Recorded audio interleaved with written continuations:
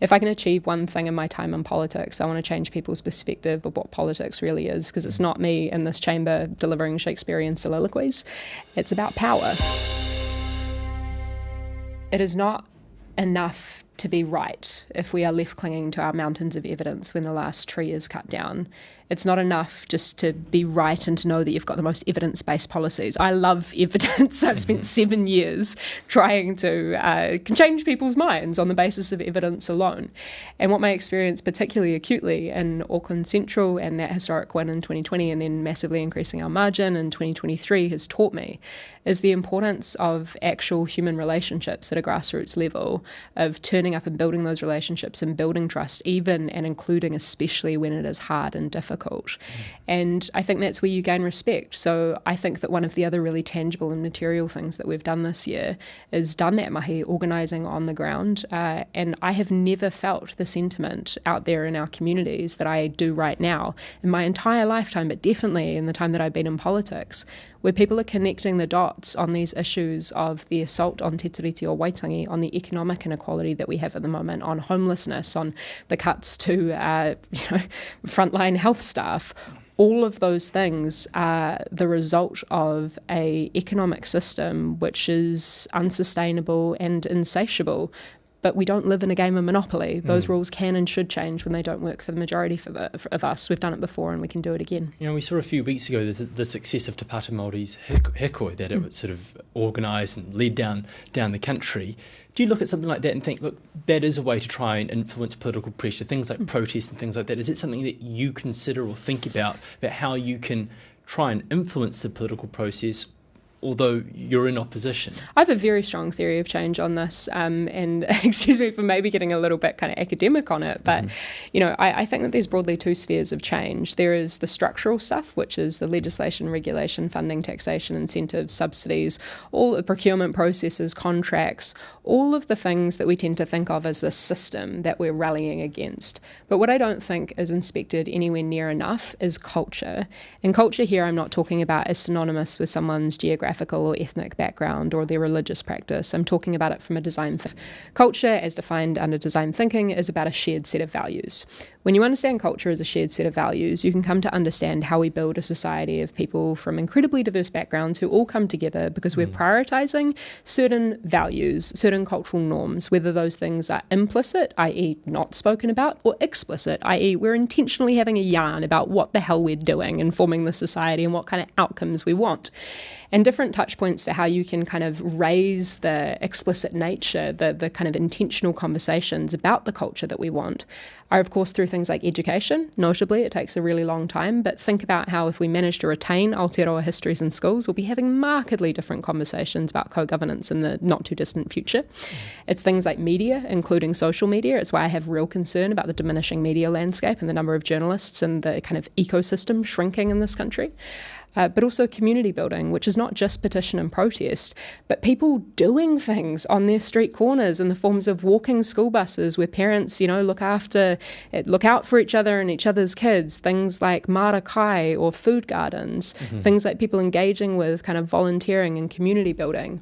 And I think that is where, absolutely, I've spent the majority of my focus, especially as an electorate MP, let alone in, the third largest party in our parliament, is trying to make more explicit the kinds of conversations or the kinds of values so that we can be more intentional about the system that we want. Because as soon as you start to have those cultural conversations, and I get that it's a kind of seemingly piece of jargon, but as soon as we are having intentional conversations about who we are and where we want to go and not taking things for granted, a world of possibility opens up. What would the Greens do different in terms of economic policy? What are your priorities in this area? Fairness, reducing inequality. I mean, just this morning I was we had our Scrutiny Week hearing with Minister of Finance, the Honourable Nicola Willis, and I sat around the FEC table with the Minister Willis when we had Minister Robertson in the chair. And I think it's really important for people to recognise that similar critiques that I had actually of the Labour-led government, I'm now applying just as equally and logically to this right-wing coalition. That is that monetary policy is an incredibly blunt instrument, and we saw that through unconventional monetary policy levers used throughout particularly the pandemic and the kind of easing off that we're seeing now. We knew at the point in time that those were deployed that would create what RBNZ called distributional impacts and what we regular people know as inequality. The only meaningful way to mitigate that and to reduce that inequality is through fiscal policy, through effectively tax and spend or direct transfers or whatever else. And we simply did not see the then Labour-led government meet that with the scale that was necessary to reduce inequality or to make those investments in frontline services. The reason that they didn't do that is because they refused to fix the tax system. So these were precisely the same kinds of points that I was making this morning. Another point that I was making is that this government talks a heck of a lot about growth, but it is also trying to reduce the size of the government in relation to GDP from about 34 to 30% at a rate which, at a per capita basis, I understand is faster than what occurred under the 1991 Ruth Richardson budget cuts. That austerity pressure, which is austerity, if you look at it from that kind of relative perspective, hurts people, and it hurts the planet as well. And, the government's now trying to justify things like the fast-track legislation by pointing to a few different renewable energy projects while consenting new coal mines in the middle of a climate crisis, while also being on the international stage committing to a phase-out of fossil fuels and fossil fuel subsidies. None of it makes sense.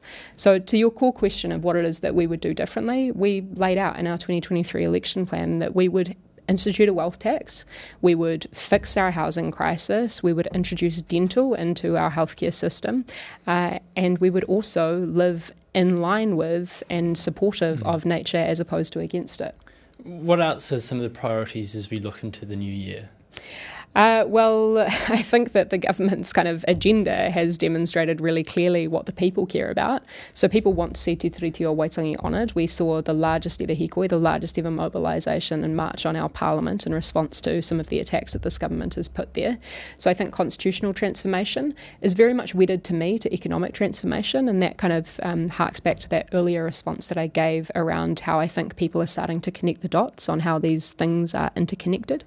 But I think primarily it's actually about people realising their power.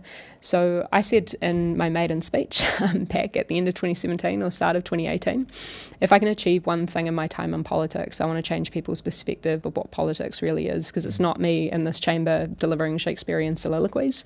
It's about power. And, we often think about politics as politicians standing up and yelling at each other or our parliamentary system.